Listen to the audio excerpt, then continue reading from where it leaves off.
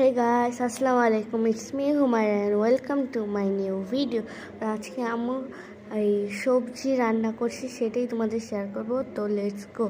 আমি অবশ্য আগে খেয়াল করিনি এখানে অনেক ধরনের সবজি যেমন বাঁধাকপি, ফুলকপি, তারপর পেঁপে, গাজর আর চুলায় তেল গরম করতে দিয়ে মাংস দিয়ে দিছে। মাংসের মধ্যে কিন্তু একটু লবণ দিয়েছিল, এটা কিন্তু তোমরা কেউ ভুলবা না।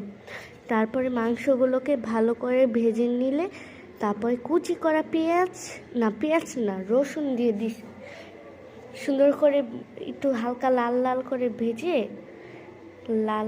করে ভেজে তারপর কিছু মশলাপাতি দিতে হয়, সেগুলো তোমাদের সাথে শেয়ার করব। তো এখন এখানে তেজপাতা দিয়ে দিছে, একটাকে অর্ধেক করে দিয়ে দিছে, বড় একটা নিবার। তারপরে এলাচি দিছে দুটো। এলাচি কিন্তু তোমরা চাইলে ভাঙা দিতে পারবা, ভাঙা দিলে ওই এলাচির ফ্লেভারটা একদম ছড়াই যাবে, একদম অনেক মজা লাগবে। তারপরে হচ্ছে দারচিনি দিছিল একটা। তারপরে এখানে সবজি সিদ্ধ হচ্ছিল, প্রায় হয়ে গেছে, চুলা বন্ধ করে দিছে আম্মু। তো এখন এগুলো লাড়াচাড়া দিতে হচ্ছে। চুলার আঁচটা একটু কমিয়ে নেবেন, মিডিয়াম আঁচ, বেশিও না কমও না, একদম মোটামুটি। যদি বেশি দিয়ে দাও তোমার এগুলো কিন্তু পুড়ে যাবে। তো এখানে সবজিগুলো হয়ে গেছে, এখন আমি একটু লাড়া দিচ্ছিলাম আমার মাঝে মাঝে, আম্মু কাজ করতেছিল এই জন্য আমি লাড়া দিচ্ছিলাম। তারপরে এখানে দুধের মিক্সচার গলিয়ে নিতেছি।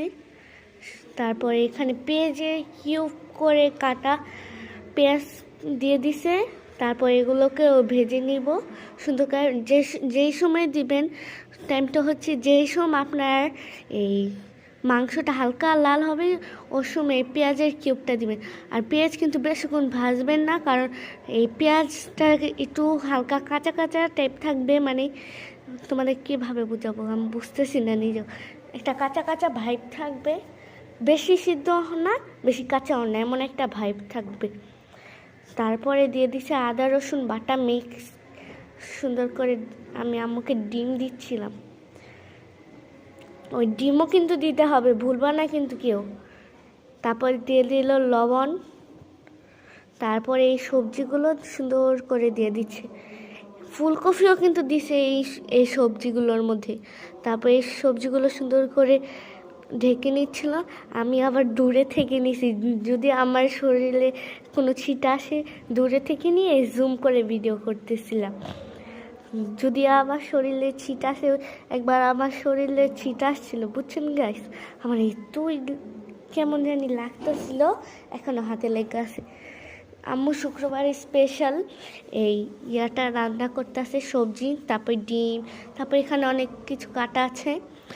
ডিম ভুনা আম্মু অনেক মজা, আরেকটা রেসিপি আছে, ওটা আম্মু বলছে যে সামনে শুক্রবারে রান্না করে দিবে, সেটা তোমাদের সাথে শেয়ার করব।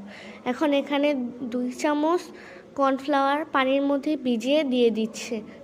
তারপর এটাকে মিক্স করে এই মিক্সারটা আবার এই ইসের মধ্যে দিয়ে দিতে হবে, সবজির মধ্যে। একটু পানি বেশি দিবেন, পাতলা একটা টেক্সচার আসবে।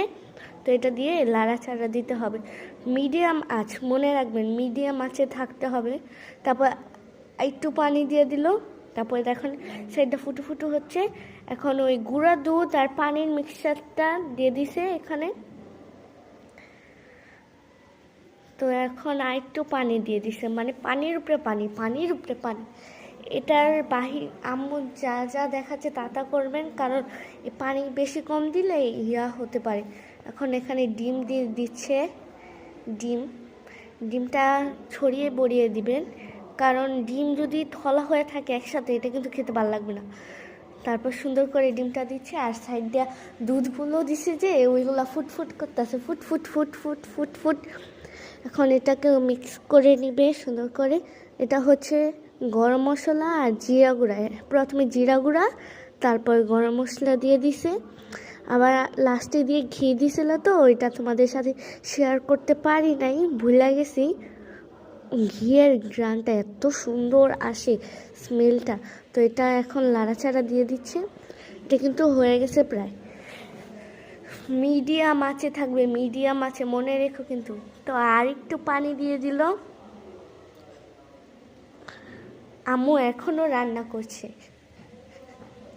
তো এখন আরেকটু লবণ, টেস্টি সল্ট দিয়ে দিল। টেস্টি সল্টও দিবেন কিন্তু আপনারা, টেস্টি সল্ট, সরি। সুন্দর করে আবার লাড়াচাড়া দিয়ে দিচ্ছে। আমাদের এটা কিন্তু প্রায় শেষ পর্যায়ে।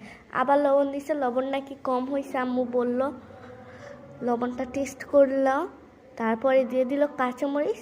আমাদের সবজি রান্না কিন্তু হয়ে গেছে। তো এখন এই কাঁচামরিচটা মেশাবে সুন্দর করে। তো গাইস, আজকের মতো এ পর্যন্ত। সবজিটা কেমন হয়েছে? সবাই ভালো থাকবেন, সুস্থ থাকবেন। আল্লাহ হাফেজ।